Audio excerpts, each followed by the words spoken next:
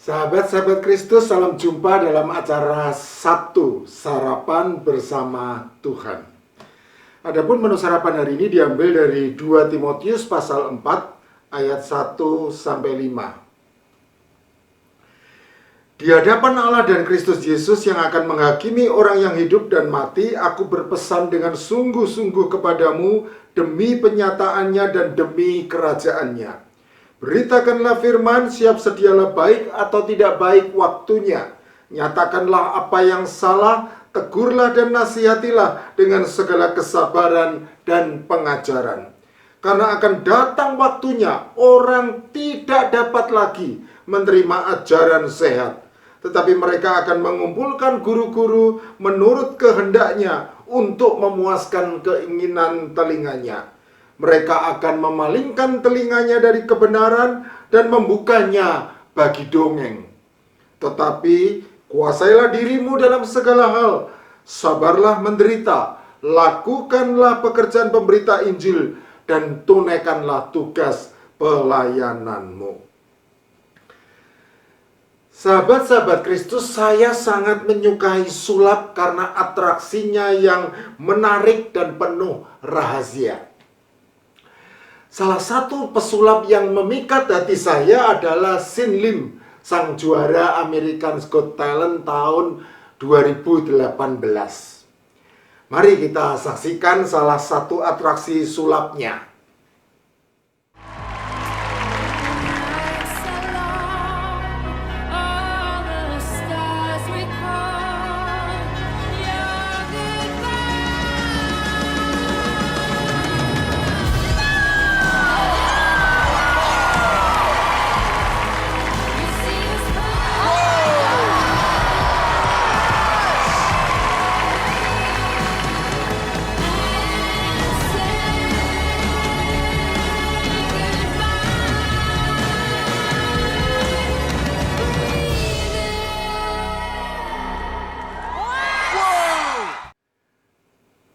Sebagai orang yang sangat menyukai sulap, pada kesempatan ini saya akan mencoba meniru atraksi sulap yang dilakukan oleh Sin Lim dan kemudian membongkar triknya.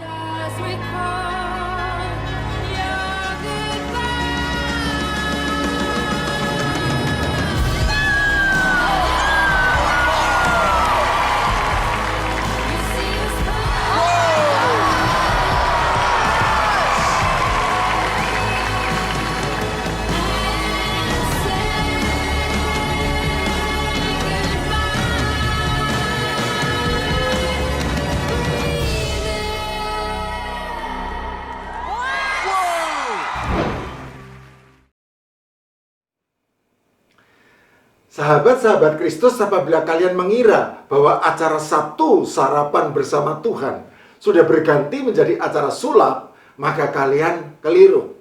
Saya sekadar menunjukkan bahwa banyak orang tertarik menyaksikan atraksi sulap karena tidak mengetahui triknya. Tetapi begitu triknya sudah terbongkar, maka acara sulap tersebut menjadi tidak menarik lagi.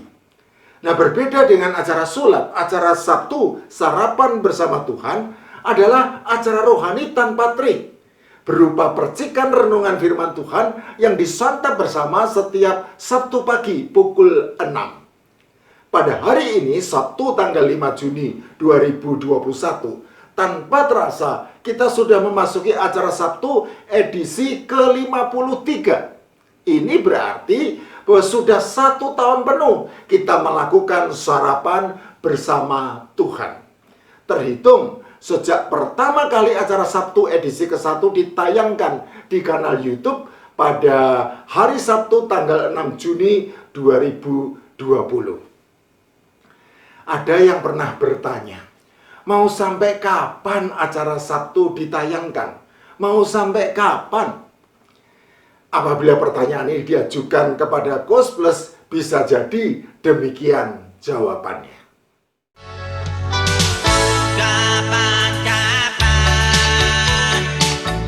kita berjumpa lagi. Kapan-kapan kita bersama lagi. Mungkin lusa atau di lain hari. Mau sampai kapan? Apabila pertanyaan ini diajukan kepada Krisdayanti, mungkin demikian jawabannya. Menghitung hari, detik demi detik. Mau sampai kapan? Apabila pertanyaan ini diajukan kepada Iwan Fals, bisa jadi demikian jawabannya. Sampai nanti, sampai habis terjual harga diri. Sampai nanti, sampai kita tak bisa bermimpi. Mau sampai kapan acara Sabtu ditayangkan? Mau sampai kapan? Apabila pertanyaan ini diajukan kepada saya, maka segera saya akan menjawab bahwa saya tidak tahu. Sebagaimana Tuhan menuntun saya untuk memulai pelayanan ini, maka demikianlah nanti Tuhan juga yang menuntun saya untuk mengakhirinya. Saya masih ingat bahwa pada mulanya kondisi akibat bencana pandemi virus corona lah yang mendorong saya untuk memulai pelayanan Sabtu pada hari Sabtu tanggal 6 Juni 2020. Karena sebelumnya sebagai pengkhotbah keliling, saya sama sekali tidak pernah terpikir untuk melakukan pelayanan khotbah secara daring. Saat itu gereja-gereja sudah tidak lagi melakukan ibadah di tempat dan mulai melakukan ibadah secara daring. Semua jadwal khotbah saya sepanjang tahun 2020 ditunda, bahkan dibatalkan. Waktu luang yang demikian banyak saya habiskan di rumah saja sesuai dengan anjuran pemerintah. Dan saya yang gagap teknologi mulai berkenalan dengan internet dan kanal YouTube. Hal itu lalu menimbulkan gagasan untuk memulai pelayanan khotbah secara daring lewat kanal YouTube yang tayang setiap hari Sabtu dengan tajuk acara Sabtu, singkatan dari Sarapan Bersama Tuhan.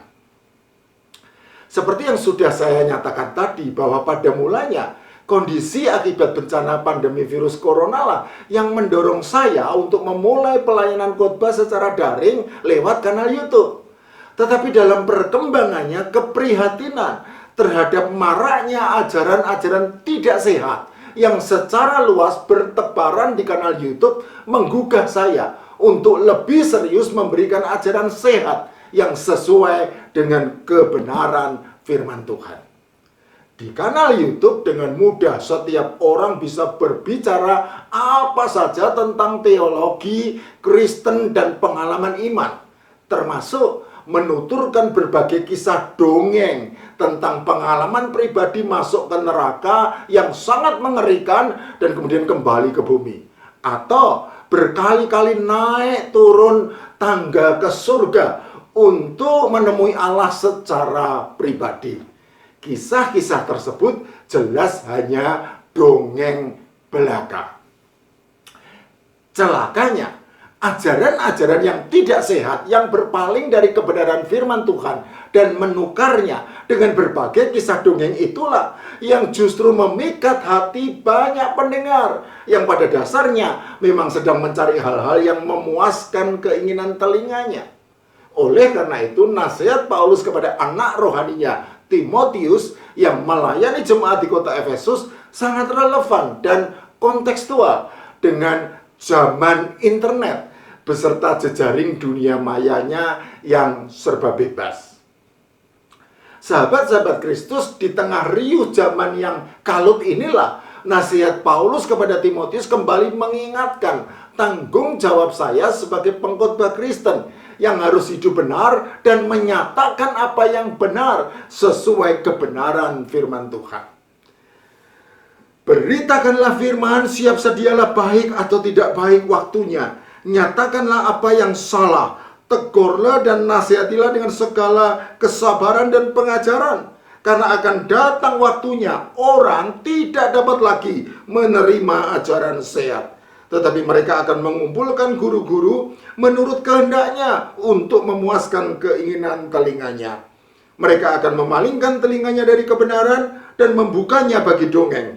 Tetapi kuasailah dirimu dalam segala hal, sabarlah menderita, lakukanlah pekerjaan pemberita Injil, dan tunaikanlah tugas pelayananmu.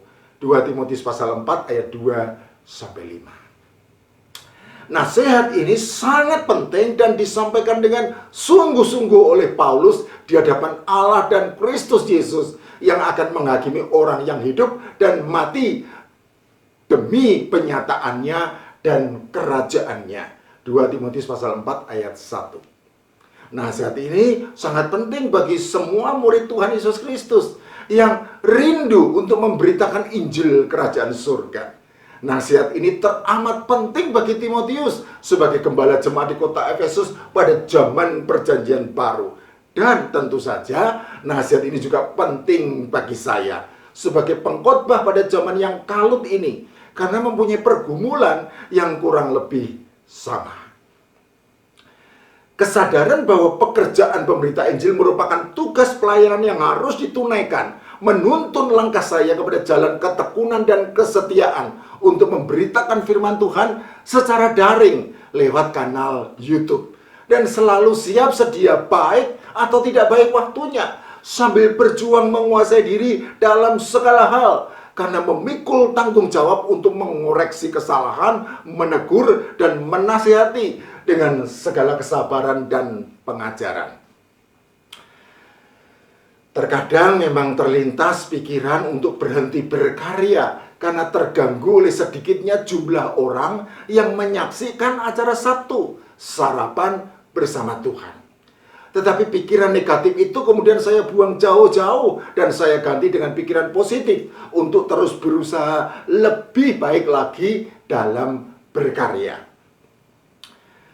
Saya banyak belajar mengenai hal ini dari para pemasang iklan di kanal YouTube yang bersedia membayar sejumlah harga untuk memasang iklan, meskipun mereka tahu bahwa iklan tersebut belum tentu disaksikan oleh orang-orang, yang bahkan diberi kebebasan oleh YouTube dengan menekan tanda lewati iklan yang memakai huruf besar semua. Para pemasang iklan tidak terganggu dengan kenyataan pahit yang menyakitkan itu, karena menyadari bahwa yang mereka lakukan merupakan bentuk investasi jangka panjang. Jadi, para pemasang iklan yakin bahwa iklan yang mereka pasang dengan membayar sejumlah harga tersebut, entah bagaimana dan entah kapan, pasti akan disaksikan oleh orang-orang. Sahabat-sahabat Kristus, dengan cara pandang senada seperti para pemasang iklan, saya lalu memutuskan untuk terus berkarya, meskipun mungkin tidak ada yang menyaksikan khotbah-khotbah saya. Karena saya yakin bahwa entah bagaimana dan entah kapan acara Sabtu, sarapan bersama Tuhan, pasti akan disaksikan oleh orang-orang dan menjadi berkat bagi mereka. Atau setidak-tidaknya saya berkhotbah untuk diri sendiri, lalu meninggalkannya sebagai warisan di kanal YouTube bagi generasi selanjutnya. Akhir kata, saya sadar betul bahwa acara Sabtu sarapan bersama Tuhan tentu tidak bersih dari kesalahan dan kekurangan. Tetapi yakinlah bahwa saya akan berusaha memperbaikinya untuk menjadi lebih baik dan lebih baik lagi. Mau sampai kapan acara Sabtu ditayangkan? Mau sampai kapan? Biarlah waktu jua yang menjawabnya. Karena Tuhan yang memulainya, Tuhan juga yang mengakhirinya. Amin.